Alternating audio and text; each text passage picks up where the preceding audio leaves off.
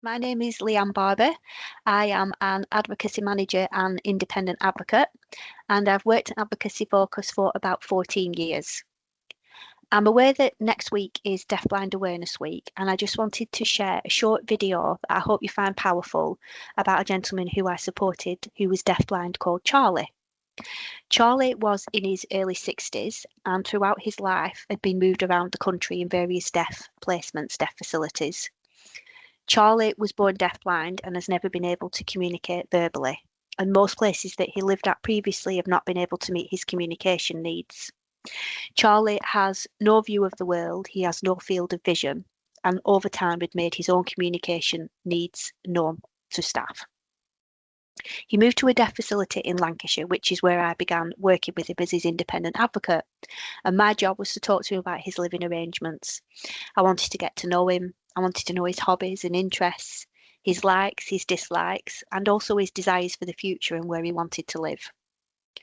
Charlie would tell me that the placement that he lived at, he was happy with the care that he received good support from staff, but he was concerned about his communication needs and how these weren't being met. And I felt as an advocate that more could be done. So I sourced a specialist deafblind interpreter from an organisation, and she was called Jane. And Jane would come out to all of my visits to meet Charlie, to get to know him, and at subsequent visits that I saw him at throughout the year. We introduced me to Charlie as his independent advocate. I was the person that was there independently for him. I worked for a charity. I didn't work for any care homes. I didn't work for any hospitals, social services, local authorities, and I was there just for him.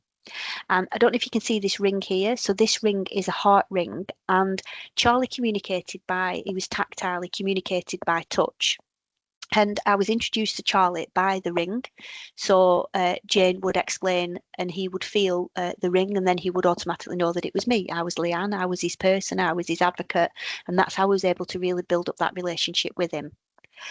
As I mentioned, tactile and touch, that's how we would communicate with Charlie. And what we would do is use signing and symbols, which were through his hands, through his arms, and that would be the way that we were able to communicate with him, and he was able to communicate back.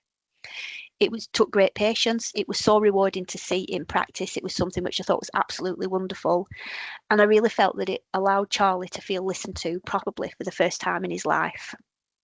I was very clear about my independence. I was very clear about my role with Charlie, and it really helped us to build that brilliant working relationship and build that trust. At the end of our visits, what we would do is recap. So I would tell Charlie what he told me, what we were going to do moving forward. And I felt that probably for the first time in his life, he actually felt like he had choice and control. He was independently represented, and he was really able to communicate his wishes and feelings, which I thought was so powerful.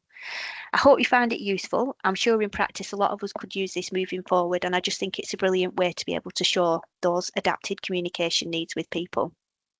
Thanks for listening, and I hope to see you again soon.